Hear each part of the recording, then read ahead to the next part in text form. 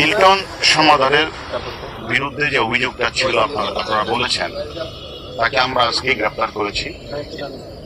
তার বিরুদ্ধে অনেকগুলো অভিযোগ, এবং সে তার বাড়ি হলো বরিশালের উজিরপুরে। সে তার উত্থানটা হচ্ছে তার বাবাকে পিটিয়ে সে এলাকাবাসী তারে ধরে এলাকা ছাড়া করে এখানে এসে কিছুদিন শাহবাগে একটা ফার্মেসিতে কিছু কাজ করতো। সেখানে ওষুধ তৈরি করার কারণে তাকে সেখান থেকে বের করে দেওয়া হয়। এরপরে সে একটা পর্যায়ে কিছু লেখাপড়াও করেন।